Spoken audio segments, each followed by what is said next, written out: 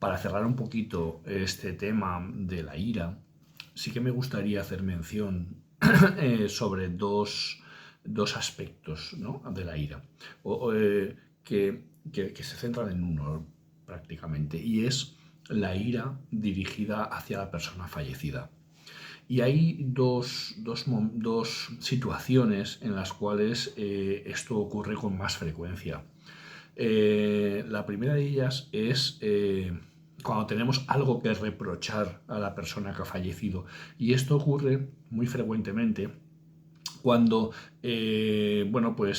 o debido a ciertas prácticas, como por ejemplo prácticas deportivas de riesgo, donde generalmente los padres o los hijos, ¿no?, o algunos hermanos pueden estar habitualmente diciéndole a la persona que debería hacer esas cosas, debería dejar de hacer esas cosas, como por ejemplo pues saltar en paracaídas, hacer submarinismo, hacer barranquillos, o sea, saltar, hacer puenting, cosas de estas, ¿no? O viajes, ¿no? Una persona que viaja mucho en condiciones a lo mejor no las más comerciales que hay, ¿no?, sino en plan mochileros, etcétera, etcétera. Eh, Motoristas, en fin, ese tipo de... Vamos, no quiero decir yo que ser motorista sea una práctica de riesgo, pero sí que para muchas personas esto es visto como una práctica de riesgo. ¿Cuántas veces hemos oído aquello de voy a vender la moto porque ahora me caso y voy a tener hijos, ¿no? Mucha gente vende la moto cuando tiene hijos. ¿Por qué? Pues porque como que sienta la cabeza, etcétera, etcétera. Entonces muchas personas de su entorno ven estas prácticas como prácticas de riesgo.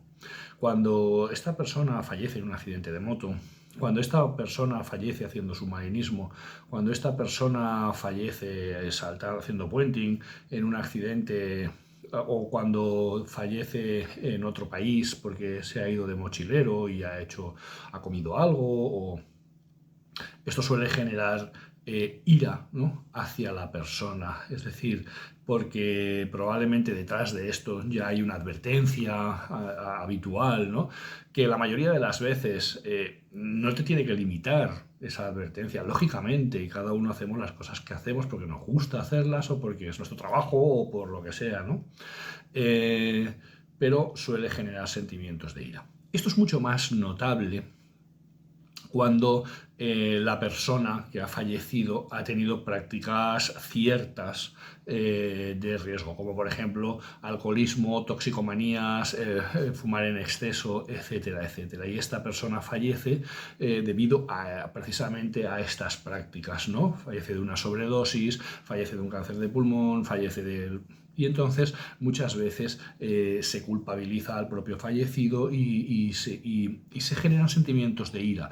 Porque muchas veces el fallecido o la fallecida dejan detrás de sí unos hijos que ahora tiene que cuidar la otra persona, unas cargas bestiales, ¿no?, cuando esto se podía haber evitado, ¿no? En la mente del deudo, en la mente de la persona que está pasando el duelo, esto se podría haber evitado. Y esto puede generar sentimientos de ira. Y además también asociados sentimientos de culpa.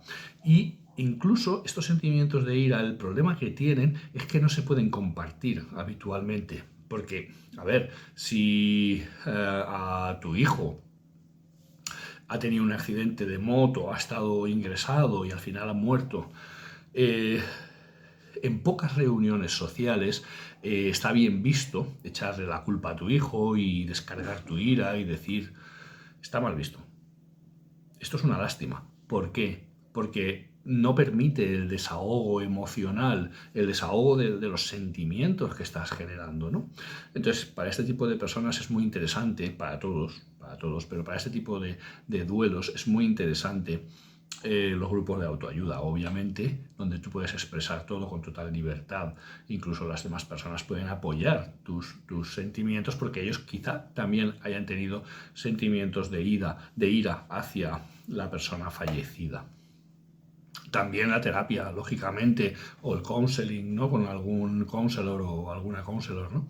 Alguien que te pueda escuchar y que te pueda dar una retroalimentación, ¿no?, un feedback ahí para que, bueno, que puedas expresar esto en un ambiente seguro, cómodo, donde no te van a juzgar, nadie te va a juzgar por eso, ¿no? y nadie te va a callar la boca, como muchas veces ocurre. No digas eso, no digas eso, ¿vale? Es lo que más habitualmente te pueden decir cuando expresas este tipo de sentimientos con personas que, bueno, que también están pasándolo mal por la pérdida, ¿no? O personas que conocían al fallecido. Esto también ocurre muy habitualmente, estos sentimientos de ira hacia la persona fallecida en los casos de suicidio. Porque, claro, en el suicidio se da la paradoja de que la víctima y el asesino son la misma persona. Y esto es muy difícil de llevar. Es decir, la víctima, porque tu hijo, tu hermano, tu padre ha fallecido, se ha muerto, ¿vale? Y es la víctima, pero también es el asesino, porque ha sido quien ha acabado con su propia vida. Y entonces se generan un duelo muy complicado. Bueno, el duelo por el suicidio es un duelo muy complicado, que además es un duelo no reconocido, desenfranchised, que hablábamos el otro día, porque es difícil de compartir los sentimientos.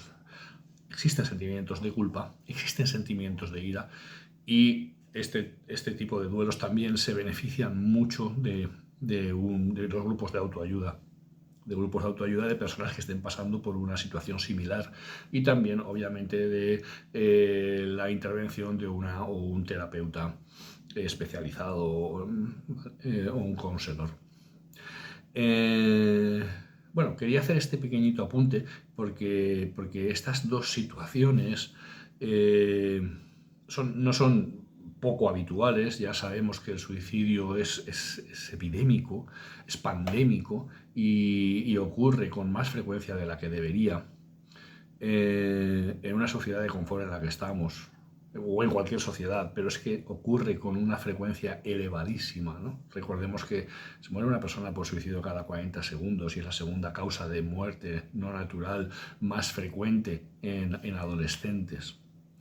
Entonces, bueno, pues este tipo de duelos ocurren en mayor medida de lo que nos pensamos. Así que nada, simplemente que lo tengamos en cuenta, que nos podemos encontrar con estas situaciones incluso en nuestro entorno más cercano, no laboral, y que son situaciones que merecen nuestra atención y que merecen nuestra sensibilidad para reconocerlas y para poder abordarlas como amigos, como asesores o simplemente como gente que está cerca y te puede escuchar, ¿no? Y puede amortiguar esas emociones. Así que nada, lo dejamos ahí.